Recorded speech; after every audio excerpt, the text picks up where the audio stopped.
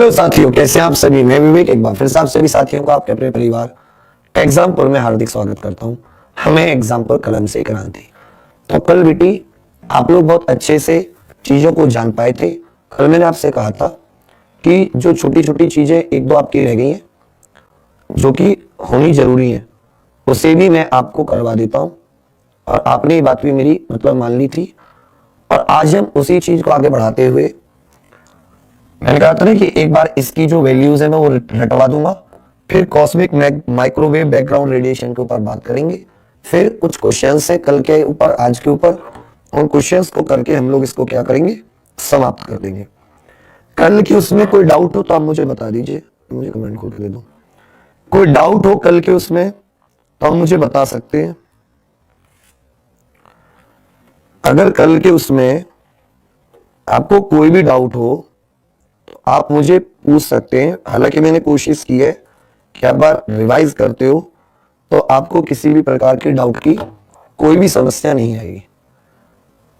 फिर आज तक के क्वेश्चन वगैरह ये सब आपको मिल जाएंगे, फिर आपको कोई भी दिक्कत नहीं होनी। बिग बैंग के 3 वो बताना कि जिसके आधार पर हमने बिग बैंग की बात कही थी। पहली बात हमने क्या कही कि जो गैलेक्सी है आकाशगंगा वो दूर जा रही है। आकाशगंगा क्या जा रही है, दूर। आकाशगंगा दूर जा रही है, रिसीड कर रही है, पीछे हट रही है। क्या कर रही है, दूर जा रही है या रिसीड कर रही है, RECEDE। सेकेंड नंबर पे हमने बात कही कि लाइट एलिमेंट की संख्या ज्यादा है। लाइट एलिमेंट्स अर्थात हल्के तत्वों की संख्या ज्यादा है। हल्के तत्वों की मात्रा ज्यादा, हाइड्रोजन हीलियम ये ज्यादा मात्रा में है। क्योंकि पहले शुरुआत में बिग बैंग हुआ था तो यही एलिमेंट बने, और बाकी जो भारी तत्व हैं वो तो सितारे आदि में बने और सितारे बाद में हुए। तो इसलिए हमने कहा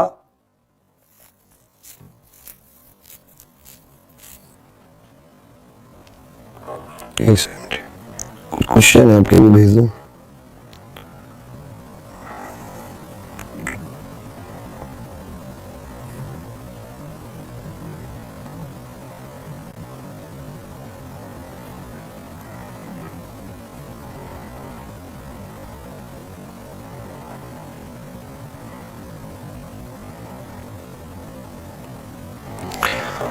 ठीक है। और तीसरी बात हमने क्या कही, CMBR, cosmic microwave background radiation. Cosmic microwave background radiation, इसी चीज के बारे में तुमने कल चर्चा की थी। और कोई तो चीज थी नहीं, इसी चीज के बारे में तो कल हमने चर्चा की थी।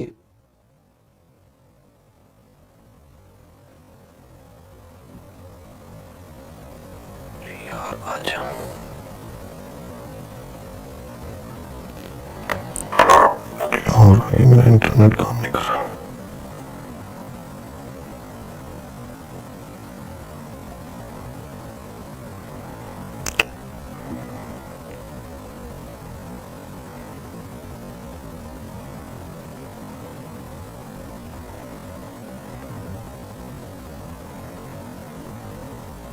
एक सेकंड, इसमें एक इम्पोर्टेंट डॉक्यूमेंट है, उससे भेज रहा हूँ तभी स्टार्ट कर पाऊंगा।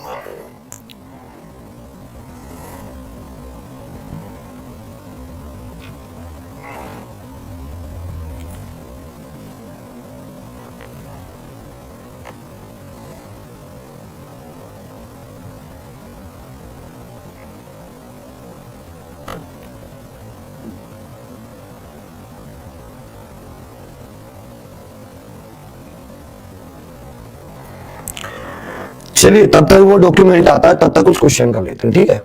फिर हम लोग CMBR को पढ़ते हुए निकल जाएंगे। सबसे पहले ध्यान से देखना क्वेश्चन को, छोटा लिखा है, कह रखा है कि निम्न में से कौन सा कथन ऊष्मीय ऊर्जा के हस्तांतरण के माध्यम के बारे में सही है। जो हीट एनर्जी ट्रांसफर होता है उसके बारे में सही है। हीट एनर्जी के ट्रांसफर के बारे में सही है, दिख रहा है ना। हीट एनर्जी के ट्रांसफर के बारे में इनमें से कौन सा कथन है जो सही है।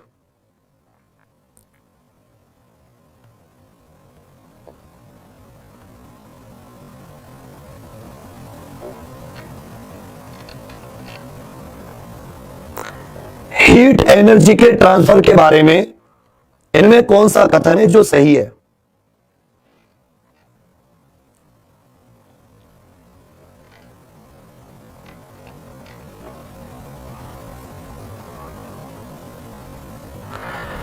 तो देखिए, सबसे पहले चालन, चालन मतलब कंडक्शन, कण बारीकी से जुड़े होते और यह प्रक्रिया विशेष रूप से ठोस में पाई जाती है। बिल्कुल सही। संवहन, कण थोड़े से स्वतंत्र होते, यह प्रक्रिया केवल हवा में पाई जाती है। इस बात पर गौर कीजिएगा। तीसरा क्या रखा है आपसे? विकिरण, रेडिएशन, माध्यम की आवश्यकता नहीं होती, माध्यम की आवश्यकता नहीं होती। कह रखा है कौन सी बात इसमें से सही है? कौन सी बात इसमें से सही है? विच of the following statement is correct about the medium of transfer of energy? Conduction closely connected होते हैं पार्टिकल, कन्वेक्शन में थोड़ी से दूर होते हैं, सिर्फ एयर में होता है, रेडिएशन, माध्यम की आवश्यकता नहीं होती। तो इसमें दो बात सही है और एक बात गलत है। जो कन्वेक्शन है इसमें दूरी होती है, कण आपस में जुड़े नहीं होते, और ये सिर्फ एयर में नहीं पाया जाता, हवा में भी होता है, और साथ साथ ये चीज हवा के अलावा ये जल में भी होती है, पानी में भी तो कन्वेक्शन होता है, वाटर में भी क्या होता है? कन्वेक्शन होता है। इसका मतलब बी में इसलिए गलत है क्योंकि केवल हवा कह रखा था। क्या कह रखा था? केवल हवा। दूसरी तरफ रेडिएशन में क्या कह रखा है? No need of medium. उसके अंदर खुद में पार्टिकल होते हैं, खुद में कण होते हैं, फोटोन, खुद में क्या होते हैं? कण होते हैं, फोटोन। तो इसका मतलब पहला और तीसरा, इसमें कौन से सही है? ए और सी सही है, पहला और तीसरा। चालन और विकिरण एक हद तक ठीक है, बी वाले में केवल वायु लिख रखा है, इस वजह से वो गलत है। चलिए आगे क्वेश्चन आ जाता है। क्वेश्चन कहता है, ध्यान देना क्वेश्चन क्या कहता है। क्वेश्चन कह रहा है आपसे, which of the following are the characteristic of radiation? Radiation की क्या विशेषता होती है? फोटोन, उसके फोटोन में मास होता है, इलेक्ट्रिक मैग्नेटिक फील्ड होता है, वाइब्रेंट एटमॉस्फेयर होता है, वाइब्रेंट एटमॉस्फेयर होता है। क्या कह रखा है? विद्युत चुंबकीय विकिरण के बारे में, विद्युत चुंबकीय विकिरण के बारे में। फोटोन में द्रव्यमान होता है। आप जानते हैं जो फोटोन होते हैं, फोटोन में ना तो द्रव्यमान होता है और ना ही चार्ज होता है, ना तो उसमें आवेश होता है प्लस माइनस, और ना ही उसमें मास होता है। फोटोन मासलेस और चार्जलेस होते हैं। एनर्जी होती है एच वी, वी माने फ्रीक्वेंसी, एच माने प्लांक कांस्टेंट, और ई माने ऊर्जा। फोटोन में द्रव्यमान होता है, ये बात भी गलत है। विद्युत चुंबकीय क्षेत्र होता है, ये बात बिल्कुल सही है। विद्युत चुंबकीय क्षेत्र होता है, इलेक्ट्रोमैग्नेटिक फील्ड होता है, एटमॉस्फेयर होता है, बिल्कुल नहीं। ये तो वैक्यूम में भी ट्रेवल कर लेता है। जो फोटोन होते हैं ये वैक्यूम में भी ट्रेवल कर लेते हैं, इनके लिए उसकी आवश्यकता नहीं होती, ये वैक्यूम में भी ट्रेवल आसानी से कर लेते हैं, ये वैक्यूम में भी ट्रेवल आसानी से कर लेते हैं। समझ रहे मेरी बात? ये वैक्यूम में भी आसानी से ट्रेवल कर लेते हैं, वैक्यूम में भी आसानी से ट्रेवल कर लेते हैं। तो इसका मतलब केवल कौन सा सही है इसके बारे में? केवल बी वाला पॉइंट सही है, केवल दूसरा पॉइंट सही है, बाकी गलत है। चलिए आगे क्वेश्चन आ जाता है। मेन कैरेक्टरिस्टिक्स ऑफ वेव, जो फोटोन को कैरी करती है, फोटोन को ले जाने वाली जो तरंग होती है उनकी क्या विशेषताएं होती है? फ्रीक्वेंसी होती है, फ्रीक्वेंसी अर्थात आवृत्ति होती है, फ्रीक्वेंसी इनवर्सली प्रोपोर्शनल होती है वेवलेंथ के अर्थात तरंग दैर्घ्य के, व्युत्क्रमानुपाती होती है और उसकी वेवलेंथ भी होती है। उसकी क्या होती है? वेवलेंथ भी होती है। और फ्रीक्वेंसी भी होती है, आवृत्ति भी होती है। साथ साथ आवृत्ति तरंग दैर्घ्य के व्युत्क्रमानुपाती भी होती है। तरंग दैर्घ्य की क्या होती है? व्युत्क्रमानुपाती भी होती है। ये बढ़ती है तो ये घटती है, ये घटती है तो ये बढ़ती है। और तीसरी चीज, इसमें तरंग दैर्घ्य भी होता है। इसका मतलब इसमें तीनों की तीनों चीजें होती है। इसमें ऑल ऑफ दी अबव, पहली दूसरी तीसरी तीनों चीज होती है। क्या होती है इसमें? पहली दूसरी तीसरी तीनों चीज होती है। समझ रहे मेरी बात? पहली दूसरी तीसरी तीनों चीजें होती हैं। आगे आ जाता है, विच ऑफ द वेव या raise have highest and lowest frequency. Which of the following wave या रेज हाईएस्ट और लोएस्ट फ्रीक्वेंसी। निम्नलिखित तरंगों या किरणों में से किसकी उच्च और किसकी निम्न आवृत्ति होती है? सबसे हाईएस्ट फ्रीक्वेंसी वाली भी बतानी है आपको, सबसे लोएस्ट फ्रीक्वेंसी वाली भी बतानी है।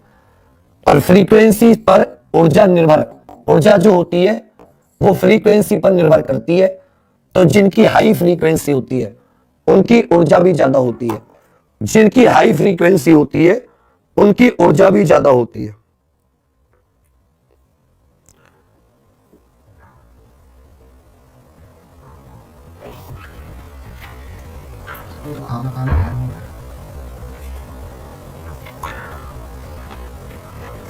उनकी ऊर्जा भी ज्यादा होती है।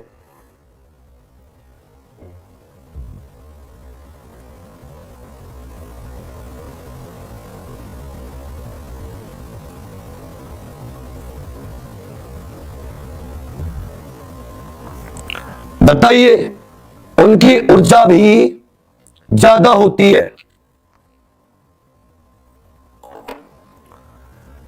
तो आप जब भी जानते हैं सबसे ज्यादा ऊर्जा किसकी होती है? गामा की। किसकी होती है? गामा किरणों की। और सबसे कम किसकी होती है? रेडियो किरणों की। किसकी होती है? रेडियो। तभी तो रेडियो किरण सबसे नीचे लिखता हूं और हाईएस्ट एनर्जी फ्रीक्वेंसी वाली ऊपर। तो इसका कौन सा सही है? गामा या रेडियो किरण? गामा या radio Kiran?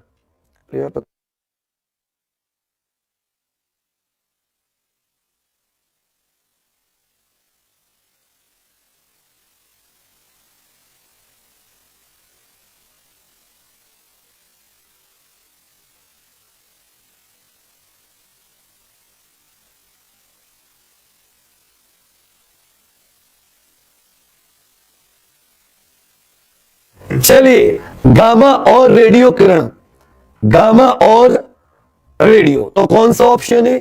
Option number B. Question, sunlight carry energy in the form of, sunlight carry energy in the form of, sunlight carry energy in the form of. इसके आंसर पे मत जाना, जो पढ़ाया है उस पर जाना, जो पढ़ाया है उस पर जाना। Sunlight carry light in the form of, light in the form of,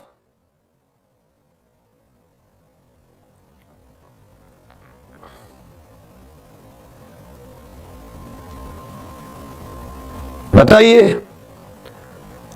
sunlight carry light in the form of. अब देखो, इलेक्ट्रोमैग्नेटिक रेडिएशन, यही तो होता है सनलाइट जो आती है। ईएम रेडिएशन, ईएम विकिरण। अब जो मैंने आपको पढ़ाया उसके हिसाब से देखते हैं। फोटोन, फोटोन, फोटोन एक कण है। याद रखिएगा, मैंने कहा फोटोन जैसे इलेक्ट्रॉन प्रोटॉन होते हैं ऐसे ही एक कण है। क्या है? एक कण या एक पार्टिकल है। फोटोन ऐसे ही एक पार्टिकल है। पहली बात ये होगी, वेव की फॉर्म में चलता है, तरंग की फॉर्म में चलता है और फोटोन भी है। तो कहने का मतलब ये तीनों के तीनों ही इसके होंगे। वो पार्टिकल भी है, वो वेव भी है और फोटोन उसके कण का नाम है। फोटोन उसके कण का नाम है। तो वही आपसे पूछा था कि सूर्य का प्रकाश किस रूप में होता है, कण, तरंग, फोटोन, किस रूप में होता है? तो किस रूप में होता है? तीनों के रूप में। तरंग के रूप में भी आता है, फोटोन ही होते हैं जिनके बहुत सारे फोटोन किसके रूप में गति करते हैं, तरंग के रूप में, और फोटोन एक कण भी है। जब फोटोन के रूप में एक जगह से दूसरी जगह जाता है तभी इसको माध्यम की आवश्यकता नहीं होती, तभी इसको बाकी कणों की आवश्यकता नहीं होती, तभी इसको बाकी कणों की आवश्यकता नहीं होती। चलिए आगे आ जाता है। हमें सनलाइट से एनर्जी किस रूप में मिलती है? हमें सूर्य से एनर्जी किस रूप में हमारे पास पहुंचती है? सूर्य से ऊर्जा किस रूप में पहुंचती है? सूर्य से ऊर्जा किस रूप में पहुंचती है? सूर्य से हमारे पास ऊर्जा किस रूप में पहुंचती है? तो याद रखिएगा, सूर्य से जो ऊर्जा पहुंचती है वो विकिरण के रूप में पहुंचती है। किसके रूप में? विकिरण के रूप में। What is Planck constant? What is Planck constant? Planck constant इनमें से किसमें है? ऐसा समझो, प्लांक कांस्टेंट इनमें से किसमें है? तो प्लांक कांस्टेंट एक्चुअल में एक फोटोन के अंदर कितनी ऊर्जा है यह हमें प्लांक कांस्टेंट बताता है। वैल्यू कितनी होती है? 6.626 इंटू 10 की पावर -34, यही होती है ना। तो जब हम प्लांक कांस्टेंट को निकालते हैं तो energy per unit photon, energy per unit photon, इसे क्या हो जाता है? Planck constant. इस फॉर्मूले से हमें प्लांक कांस्टेंट मिलता है। चलिए इधर कुछ किरण दे रखी है, उनके इन्वेंटर दे रखे हैं। क्या दे रखे? इन्वेंटर। कौन सा मैच नहीं करता? कौन सा मैच नहीं करता? कौन सा मैच नहीं करता?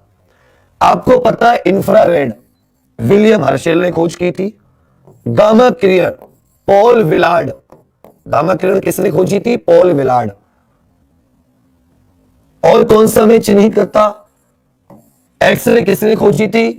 रोंटजन। जबकि यूवी किसने खोजी थी? जॉन रिटर करके एक व्यक्ति थे, जे रिटर भी कह सकते हो। डी भी मैच नहीं करता।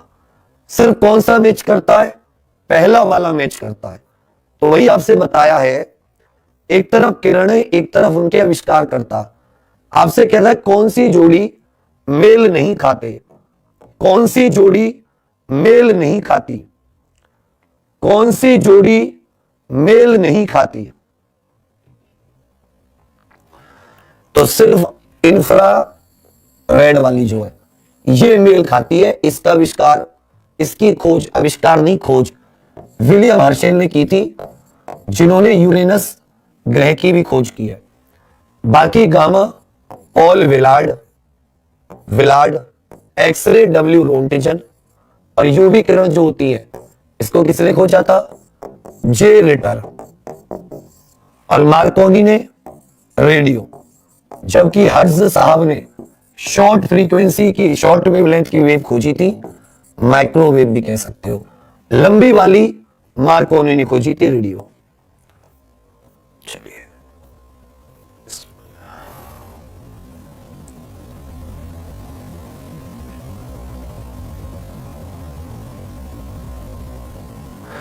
इनमें से कौन सी इलेक्ट्रोमैग्नेटिक रेडिएशन का उदाहरण है? इनमें से कौन सी इलेक्ट्रोमैग्नेटिक रेडिएशन का उदाहरण है? EM, UV rays, radio waves, sound waves.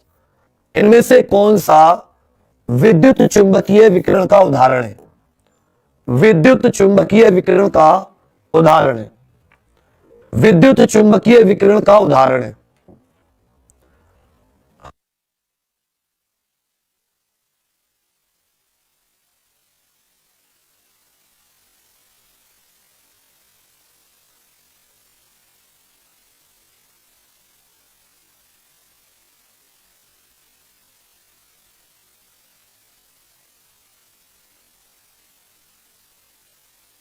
चलिए बच्चा, तो आप सभी जानते हैं यूवी किरण भी क्या होती है? Gamma, X-ray, UV, visible light, infrared, microwave, radio wave, ये सारी यूवी होती है।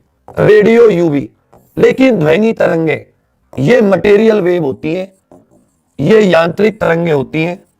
क्योंकि ये यांत्रिक तरंगे हैं, इनको माध्यम की आवश्यकता होती है, इनको माध्यम की आवश्यकता होती है।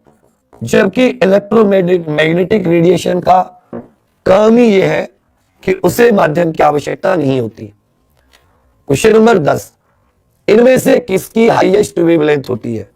सबसे ज्यादा वेवलेंथ किसकी है? इनमें सबसे ज्यादा वेवलेंथ किसकी है?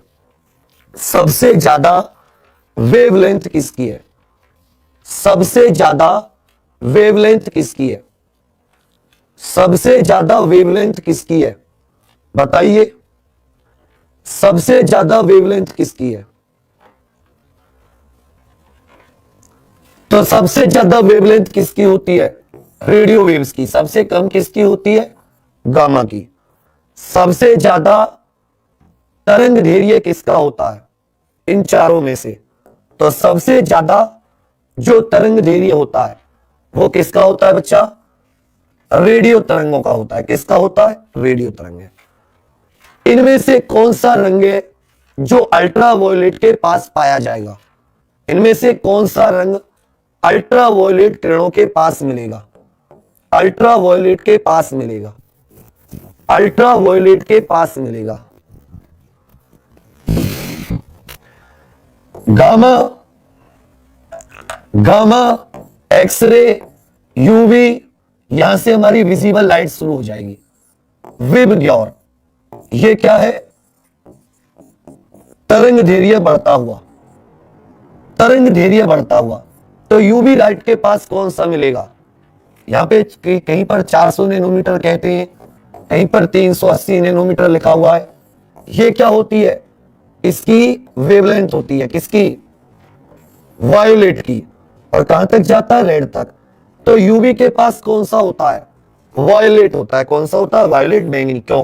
कैसे पता चला? क्योंकि बैंगनी की तरंग दैर्घ्य कलरों में सबसे कम होती है, तरंग दैर्घ्य सबसे कम और फ्रीक्वेंसी सबसे ज्यादा। और यूवी की तरंग दैर्घ्य कम होती है, फ्रीक्वेंसी ज्यादा। तो जो ज्यादा फ्रीक्वेंसी वाले हैं वो पास, क्योंकि ऊपर से नीचे फ्रीक्वेंसी घटती जा रही है। ठीक है भैया, कौन सा मिलेगा? बैंगनी, वायलेट।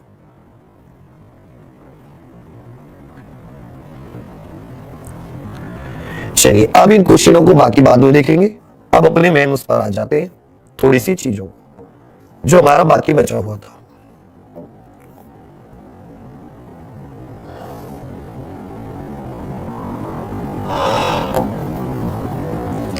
चलिए शाबाश।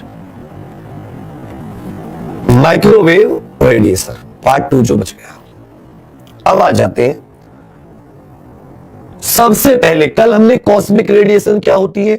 जो ब्रह्मांड में रेडिएशन पाई जाती है, ब्रह्मांड में विकिरण पाया जाता है, वो भी एक प्रकार का इलेक्ट्रोमैग्नेटिक विकिरण होता है और वो माइक्रोवेव क्षेत्र में पाया जाता है। कौन से क्षेत्र में? माइक्रोवेव के क्षेत्र में। इसलिए इसको कॉस्मिक माइक्रोवेव बैकग्राउंड रेडिएशन कहते हैं। इसके बारे में सबसे पहले 1948 में एक राल्फ अल्फेर और रॉबर्ट हर्मन नाम के व्यक्ति थे। इन्होंने इस रेडिएशन की कल्पना की थी कि भाई यदि 13.7 अरब वर्ष पहले, 13.7 अरब वर्ष पहले बिग बैंग जैसी कोई बात हुई होगी, टेम्परेचर बहुत ज्यादा था, तो कोई ना कोई हीट, कोई ना कोई रेडिएशन निकली होगी जो हजारों लाखों सालों बाद बहुत ठंडी हो गई होगी, बहुत ज्यादा ठंडी, इतनी ज्यादा ठंडी कि एब्सोल्यूट टेम्परेचर के आसपास उसकी वैल्यू होगी। आ नहीं रहा है यहां पर, पता नहीं। एब्सोल्यूट टेम्परेचर के आसपास उसकी वैल्यू होगी, एब्सोल्यूट टेम्परेचर के आसपास उसकी वैल्यू होगी। ठीक है बच्चा, किसने की थी? 1948 में राल्फ अल्फेर और रॉबर्ट हर्मन ने। किसने की थी? रॉबर्ट हर्मन ने। और 1964 में इसी चीज की खोज 1964 में, इसी चीज की खोज आर्नो पेंजिया और रॉबर्ट वुड्रो विल्सन, ये दो साइंटिस्ट थे, एक बेल लेबोरेटरी नाम की संस्था है, उस प्रयोगशाला में काम कर रहे थे। बेल टेलीफोन प्रयोगशाला। क्या नाम था? आर्नो पेंजियाज और Robert Woodrow Wilson. Robert Woodrow Wilson. 1948 में खोज किसने की है? सबसे पहले भविष्यवाणी किसने की थी? हरमन और राल्फ अल्फेर। बाद में और भी कई व्यक्ति थे जिन्होंने इसके बारे में अपनी अपनी प्रेडिक्शन दी, लेकिन पहली बार ये जिनको मिली तो 1964 की बात है। दो व्यक्ति थे, आर्नो पेंजियाज और रॉबर्ट वुड्रो विल्सन। अच्छे से याद कर लीजिए, कहां पर काम कर रहे थे? Bell Telephone laboratory. वहां इन्होंने सबसे पहले इनको कैच किया, या इनको मतलब इनके बारे में इनको पकड़ के बताया, पकड़ के मतलब इनको डिटेक्ट किया। तो उस समय इन्होंने एक डिकी रेडियोमीटर बनाया हुआ था। क्या बनाया होता? रेडियोमीटर। रेडियोमीटर क्या होता है कि जो लॉन्ग वेवलेंथ की तरंगें होती हैं उनको डिटेक्ट कर लेता है। क्या कर लेता है? डिटेक्ट, ये उनको कैच कर लेता है, जिस उपयोग से रेडियो एस्ट्रोनॉमी और सैटेलाइट कम्युनिकेशन करते हैं। मतलब रेडियो सिग्नल भेजे जाते हैं और रेडियो सिग्नल कैच किए जाते हैं। जैसे आपने कोई मिल गया पिक्चर में देखा होगा, वो दूर दूर संकेत भेजता रहता है ना एलियंस को।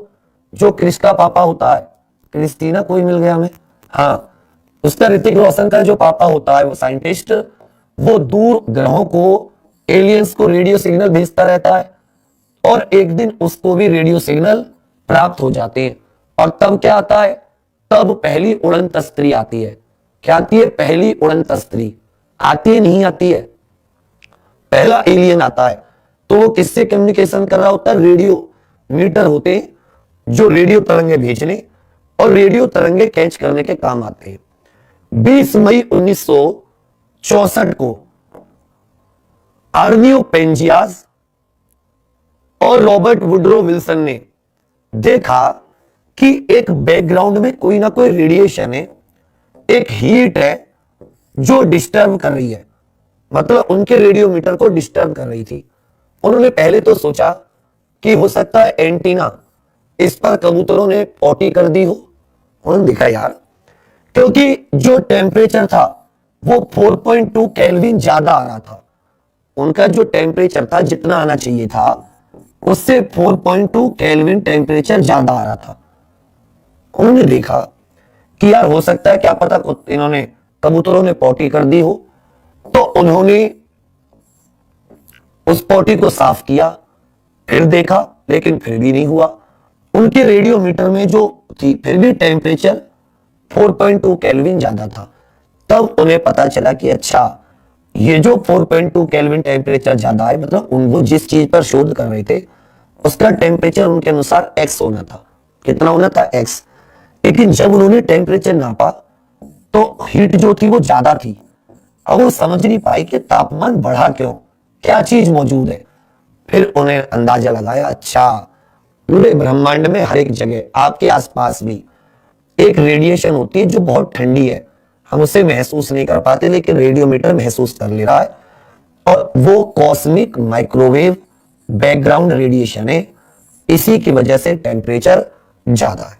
इसी की वजह से क्या है? टेम्परेचर ज्यादा है।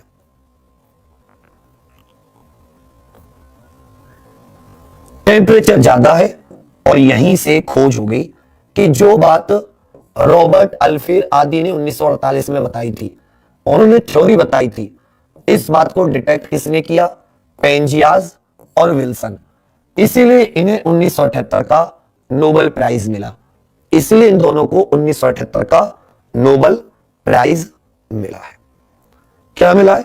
Nobel prize. पूरे ब्रह्मांड में पाई जाती है ये रेडिएशन, पूरे ब्रह्मांड में। बाद में फिर इसके ऊपर और ज्यादा रिसर्च हुई, जो और ज्यादा रिसर्च से इसके बारे में पता चला कि इसका जो टेम्परेचर होता है वो 2.725 केल्विन होता है। ध्यान दीजिएगा, एक टेम्परेचर होता है जिसे हम लोग परम ताप कहते हैं। परम ताप की वैल्यू कितनी होती है? जिसे हम एब्सोल्यूट टेम्परेचर कहते हैं। क्या कहते हैं?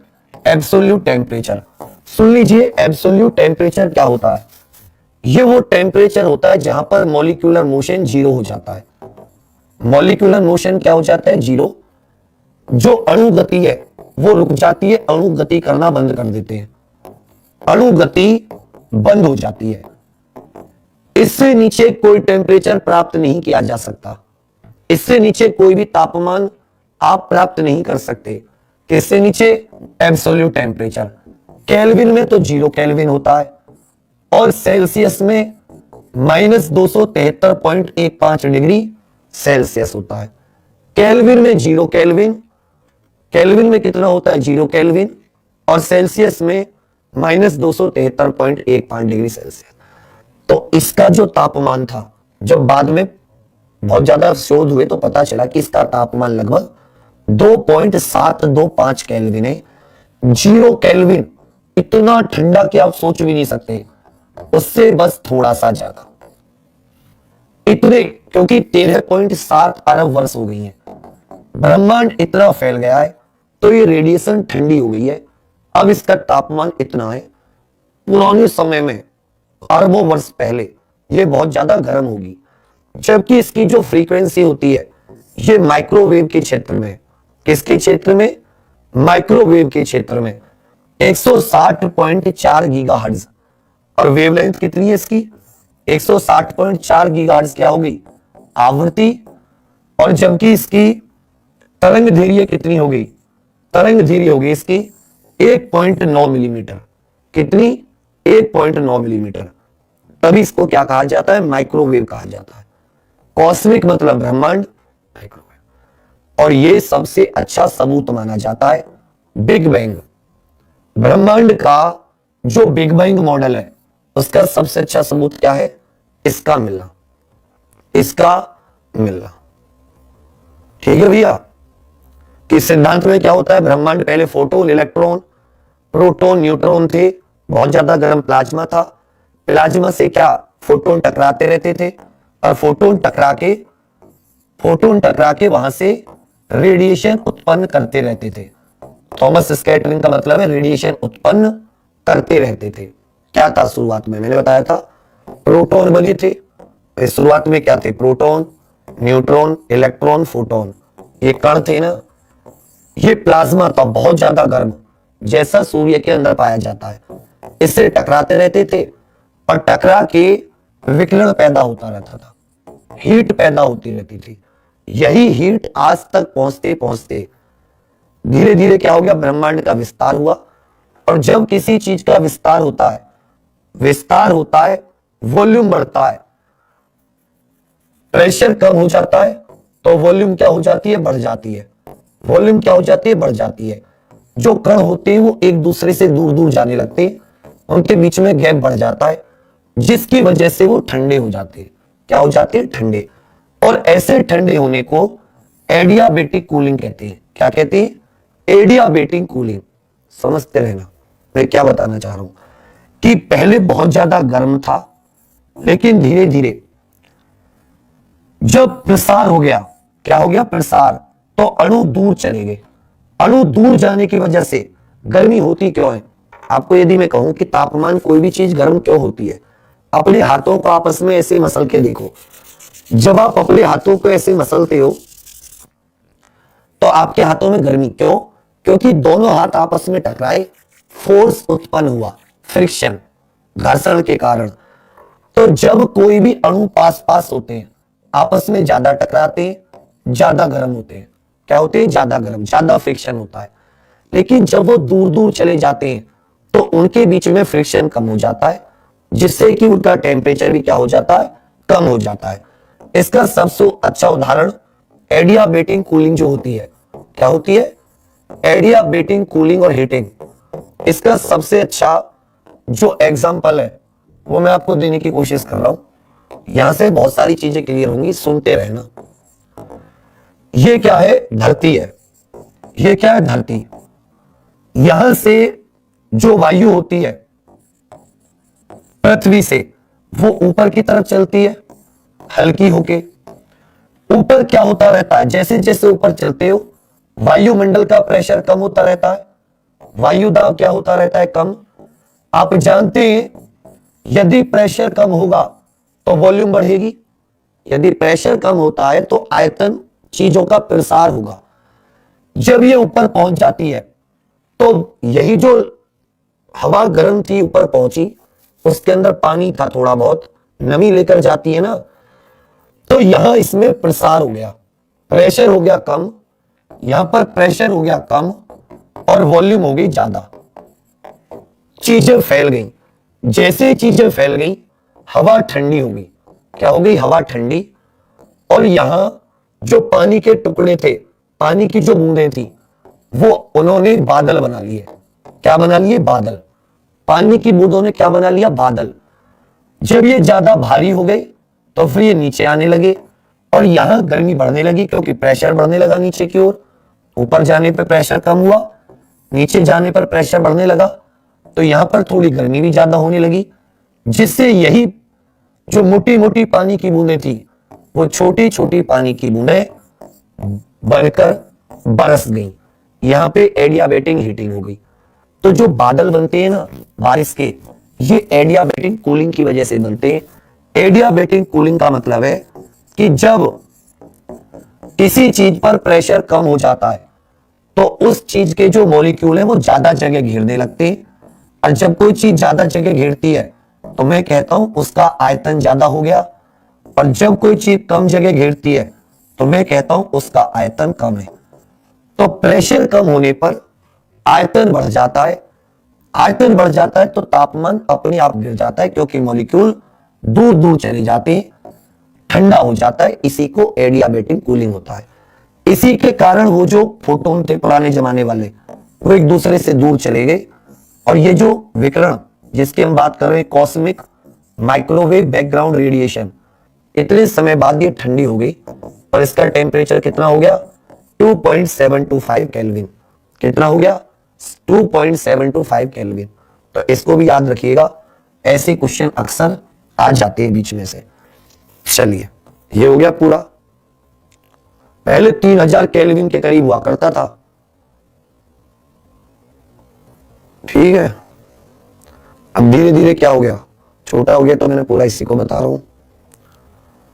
फोटो ने तब से ठंडा जारी रखा और अब इतना आ गया, और जब तक ब्रह्मांड का विस्तार जारी रहेगा इसका टेम्परेचर आगे आने समय पर और कम होता रहेगा, इसका टेम्परेचर और कम होता रहेगा। चलिए, 13.7 बिलियन वर्ष। ये है बच्चा, ये 3 मिशन थे जिन्होंने इसके बारे में पता लगाया था। कॉस्मिक, जब आपके पुराने ब्लैक एंड व्हाइट टीवी पर अक्सर आपने देखा होगा, जब सिग्नल नहीं आती है, एंटीना गड़बड़ कर जाता है। एंटीना आपको सिग्नल क्यों नहीं आते? आपने सोचा एंटीना हिला, तो आपका जो एंटीना होता है वो एक खास फ्रीक्वेंसी को पकड़ता है, एक खास फ्रीक्वेंसी। यदि एंटीना हिल गया तो ये जो खास फ्रीक्वेंसी है इससे हट गया, जब उस फ्रीक्वेंसी को नहीं पकड़ पाएगा तो कोई ना कोई तो फ्रीक्वेंसी वातावरण में मौजूद है, जिसे हम कॉस्मिक माइक्रोवेव बैकग्राउंड रेडिएशन कहते हैं। ये उसी फ्रीक्वेंसी को पकड़ता है और आप तक पहुंचा देता है। तभी ब्लैक एंड व्हाइट टीवी जो थे उस पर ऐसे झिलमिल झिलमिल दिखाई देते थे। ये झिलमिल झिलमिल दिखाई दे रहा है ना पूरे ब्रह्मांड में। इससे संबंधित एक मिशन था नासा का जिसको कोबे मिशन कहते थे, COBE। फिर 2003 में एक और मिशन गया जिसका नाम था WMAP। क्या नाम था? WMAP। फिर 2013 में एक और मिशन गया यूरोपीय स्पेस एजेंसी का, जिसका नाम था प्लांक मिशन। इन तीनों का काम यही था कि आप कॉस्मिक माइक्रोवेव बैकग्राउंड रेडिएशन के बारे में जितनी जानकारी है उसे जुटाओ, और इसी प्लांक मिशन ने जो यूनिवर्स है इसकी एज 13.7 बिलियन वर्ष बताई थी। कितनी बताई थी? 13.7 बिलियन वर्ष। 13.7 बिलियन वर्ष इसने एज बताई थी। और ये क्या है कि कॉस्मिक माइक्रोवेव बैकग्राउंड रेडिएशन क्या होता है, इसके बारे में हमें मोटे तौर पर पूरी जानकारी होगी। ठीक है भैया, क्या होगी? पूरी जानकारी होगी। यहां तक आपको किसी प्रकार की दिक्कत नहीं रही होगी। अब मैंने आपसे कहा था कि मैं आपको जो फ्रीक्वेंसी है उन्हें भी अच्छे से याद करा दूंगा कि किसकी फ्रीक्वेंसी कितनी है, और फिर ये हमारा चैप्टर पूरा हो जाएगा, हम अपने आगे बढ़ जाएंगे। और ये जो मिशन है डब्ल्यू मैप कोब, इनके बारे में मैं डेली एक मिशन ले लूंगा, तो जितने भी हमारे स्पेस के मिशन है अंतरिक्ष, वो भी कवर हो जाएंगे और हमें ज्यादा समय भी नहीं लगेगा। तो एक एक करके लिख लीजिए, मैं इनको अभी याद करा दूंगा आपको, और एक दूसरे से घटते जाएंगे। तो अपनी कॉपी में नीचे लिखना, यहाँ पे रे का नाम लिख लो, किरण का नाम लिख लो, यहाँ पे या वेव का नाम लिख लो, या रेडिएशन का नाम लिख लो। यहाँ उसका तरंगदैर्घ्य है, यहाँ उसकी फ्रीक्वेंसी, और यहाँ उसका खोजकर्ता। अपनी कॉपी में क्या लिख लीजिए, खोजकर्ता। इनको याद करने के मकसद से बनाया है। सबसे पहले कौन सी किरण होती है, गामा। वाई से दिखाते हैं कौन सी किरण होती है, गामा। सबसे पहली किरण कौन सी है, गामा। 10 की पावर -14 से 10 की पावर -14 से 10 की पावर -10 तक, मतलब 1 एंगस्ट्रॉम तक क्या होती है इसकी, ये माइनस नहीं है, 2 है, इसको 2 भी लिख सकते हो। गामा देखना, याद हो जाएंगे और खुशी खुशी जाओगे। अब बहुत सारे क्वेश्चन भी दूंगा तो सारे के सारे आप कर लोगे। 10 की पावर -14 से 10 की पावर -10 मीटर, 1 एंगस्ट्रॉम तक क्या होती है इसकी वेवलेंथ मीटर में। जबकि फ्रीक्वेंसी 10 की पावर 20 से 10 की पावर 18 हर्ट्ज, अर्थात एक्साहर्ट्ज में होती है। किसमें होती है, एक्साहर्ट्ज में। खोजकर्ता कौन थे, पॉल विलार्ड। Paul Willard.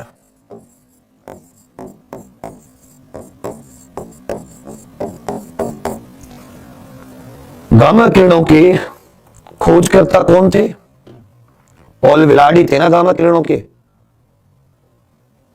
हाँ, बाद में फिर रेडियो एक्टिविटी को इन्होंने भी खोजा था, लेकिन सबसे पहले पॉल विलार्ड नाम के व्यक्ति थे। हेनरी बैक्वेरल आदि, मैरी क्यूरी ने भी काम किया, लेकिन पॉल विलार्ड पहले। किस काम करती है तो मैंने पहले बता दिया था, स्टेरिलाइजेशन, कीटाणु आदि मारने का भी काम होता है। कैंसर को मारती है, यदि कंट्रोल अमाउंट में होता है तो कैंसर को मारने का भी काम करता है। चलिए बच्चा, नेक्स्ट क्या जाता है, सेकंड एक्सरे। क्या जाता है, एक्सरे।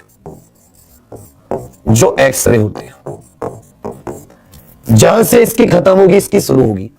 10 की पावर -10 से 10 की पावर -8 तक, तो ये एक चेन बन जाएगी घटते हुए। ये वेवलेंथ बढ़ती जा रही है, फ्रीक्वेंसी घटती जा रही है। इसमें भी 2 को कम कर लो, 10 की पावर 18 से 10 की पावर 16 हर्ट्ज। ये क्या हो जाती है, फ्रीक्वेंसी, तो ये हो जाती है मीटर में। और इसके खोजकर्ता कौन थे, डब्ल्यू रोंटजन। डब्ल्यू रोंटजन ने इसकी खोज की थी। तीसरे नंबर पर आ जाओगे, फिर थोड़ा सा 2 कम कर लीजिए। क्या कर लीजिए, 2 कम कर लीजिए, या 1 भी कम कर लोगे कोई दिक्कत नहीं है। यूवी किरण या पराबैंगनी किरण है, यूवी किरण या पराबैंगनी किरण है। ये 10 की पावर -8 से 10 की पावर -7 मीटर इसकी क्या हो जाती है, वेवलेंथ हो जाती है। और जो इसकी फ्रीक्वेंसी है वो घट के 10 की पावर 14 से 16 से 10 की पावर 14 हो जाती है, 2 घटा लो। यूवी किरण, यूवी किरण के खोजकर्ता कौन थे, रिटर। रिटर करके जो व्यक्ति थे, जॉन रिटर थे, नहीं थे। काम क्या आती है तो मैंने पहले बता दिया था, ये भी कीटाणुवादी के मारने के काम आती है। आगे बढ़ोगे,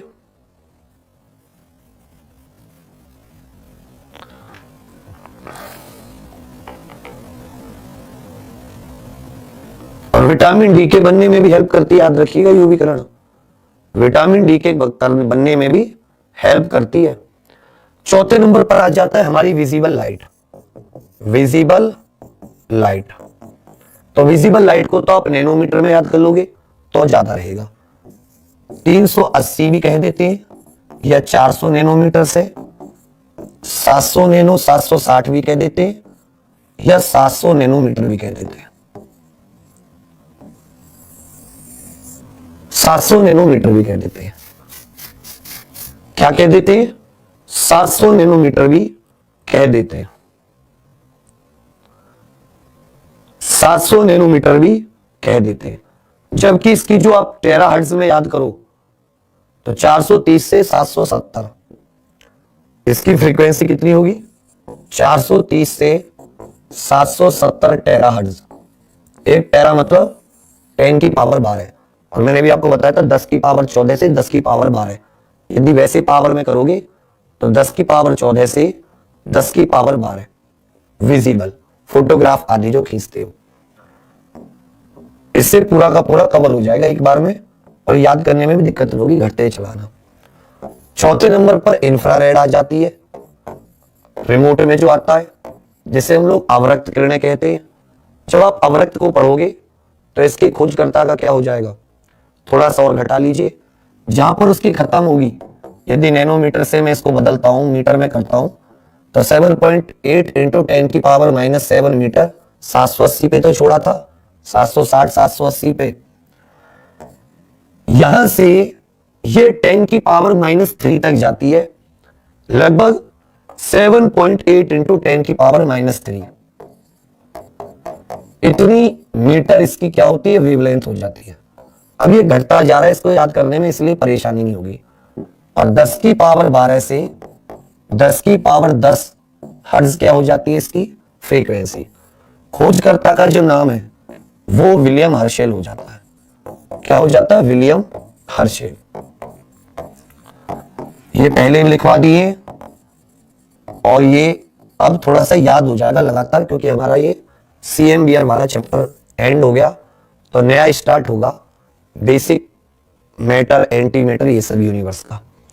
उसके आगे बढ़ोगे तो आ जाती है आपकी शॉर्ट रेडियो वेव, जिन्हें माइक्रोवेव कहते हैं। शॉर्ट रेडियो वेव या माइक्रोवेव, जिन्हें हर्ट्जियन वेव भी कहते हैं।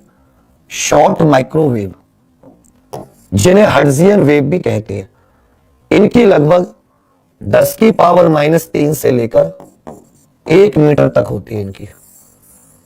10 की पावर -3 से लेकर 1 मीटर तक, जबकि इनकी जो फ्रीक्वेंसी है वो 10 की पावर 10 से लेकर 10 की पावर 8 हर्ट्ज तक। हर्ट्ज को इनका खोजकर्ता माना जाता है, हर्ट्ज को इनका खोजकर्ता माना जाता है। और छठे नंबर पर जो आपकी आ जाती है, एक आध मुझे लगता है इसमें रह गया है, 1 2 3 4 5 6 7, ये में गड़बड़ हो सकता है कि मैंने नंबरिंग गलत कर दी। 1 2 3 4, 4 के बाद में 5 होगा, 4 के बाद में क्या होगा, 5 6, और 7वां आ जाता है रेडियो, जिन्हें लॉन्ग वेव्स भी बोलते हैं, radio waves. G Marconi 1 metre से लेकर 10,000 तक भी होता है, 1 मीटर से लेकर 10 की पावर 4 मीटर, अर्थात 10,000 मीटर तक। और जबकि इसकी फ्रीक्वेंसी कितनी हो जाती है, 10 की पावर 8 से 10 की पावर 6 मेगाहर्ट्ज। मेगाहर्ट्ज में करते हैं ना हम लोग, 10 की पावर 6 को मेगाहर्ट्ज बोलते हैं, और जी मार्कोनी को इसका खोजकर्ता कहा जाता है। अब क्या करना कि सातों को, क्या हो गया, और इसकी पूंछ ये क्या हो गया, हम पर तो चलाना भी नहीं अच्छा होता है। ठीक है, जी मार्कोनी। अब इससे क्या होगा कि ये जो आपने नया देखा है, इसमें आप 2 2 कम करते रहना, 10 की पावर 21 से 10 की पावर 18 गामा से शुरू करना। फिर आपको ये तो याद है, गामा, एक्सरे, यूवी कम होती चली जाएगी, और आपकी जो फ्रीक्वेंसी है वो भी इसी तरीके से कम करता चलना। 10 की पावर -14 से लेकर 10 की पावर -10, फिर 2 कम कर देना, यूवी रेस तक 10 की पावर -8 से 10 की पावर -7 आ जाएगा। और फिर आसान है, विजिबल लाइट को याद करना, 380 से 760 भी कह देते हैं, 780 भी कह देते हैं, और कई किताबों में या कहीं पर नासा वगैरह 400 से 700 नैनोमीटर तक भी मानती है, 400 से 700 नैनोमीटर तक भी मानती है, और 430 से 770 टेराहर्ट्ज इसकी फ्रीक्वेंसी हो जाती है विजिबल लाइट की। उसके बाद में अवरक्त किरणें, उसी में माइनस करते चलना। माइक्रो, इनको जरूर याद कर लेना, 10 की पावर -3। इसका मतलब क्या है कि 1 मिलीमीटर से लेकर 1 मीटर तक होती है, और ये 1 मीटर से लेकर 10,000 मीटर तक। ठीक है भैया, इस तरीके से आपको पूरा का पूरा फ्रीक्वेंसी और वेवलेंथ बार बार लिखोगे, याद हो जाएगा। थोड़ा सा दिमाग में थोड़ा सा दिमाग लगा लेना। अब कहा जाते हैं, अब मोटे तौर पर ये जो चैप्टर है CMVR वाला, ये तैयार है। यहां आपको कोई डाउट हो तो मैं 5-10 मिनट आपके डाउट सॉल्व कर देता हूं। आप मुझसे डाउट पूछ सकते हैं। अगर आपको इसमें कोई डाउट आ रहा है यहां तक किसी भी चीज में, फिर से सुन लीजिए, जितनी भी चीजें हैं, एक चीज इनमें याद रखिएगा, जितनों के भी बारे में हम पढ़ रहे हैं सारे सब्जेक्ट शुरू ज्योग्राफी से होते हैं। और आप ऐसा समझो कि एक साथ आप वृद्ध तैयारी कर रहे हो, केमिस्ट्री भी करते जा रहे हो। शुरुआत का जो 10% ज्योग्राफी है वो इन सब पर, ये सारे सब्जेक्ट ज्योग्राफी से शुरू होते हैं। ना यूनिवर्स होता, ना प्रोटॉन बनते, ना इलेक्ट्रॉन बनते, ना प्रोटॉन, ना मैटर बनता, ना फिजिक्स पढ़ते, ना केमिस्ट्री पढ़ते। क्योंकि आपको पता है जो फोर्स होते हैं, ग्रेविटेशन, इलेक्ट्रोमैग्नेटिक या इलेक्ट्रोमैग्नेटिक फोर्स, या आपका स्ट्रॉन्ग न्यूक्लियर फोर्स, या आपका वीक न्यूक्लियर फोर्स, जिनके बारे में आप फिजिक्स में पढ़ते हैं, वो यहीं से शुरुआत हुई है, बिग बैंग के बाद से। इसलिए मैं इस पर ज्यादा गौर दे रहा हूं, वो मेरा खुद का तरीका है।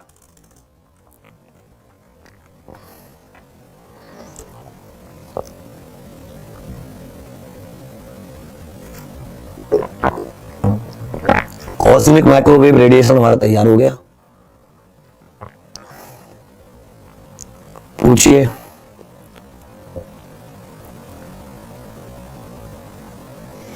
क्वेश्चन भी है मेरे पास बहुत सारे, चैप्टर वाइज क्वेश्चन में लगवाना शुरू करूंगा। इस वीक में सारे क्वेश्चन लगवा दूंगा, जितने भी क्वेश्चन आपके आ सकते हैं। हर एक चैप्टर के क्वेश्चन है 10-10, 20-20। और ये जो चैप्टर कराए इनके क्वेश्चन किताबों में भी नहीं मिलते, जितने भी बेसिक क्वेश्चन है।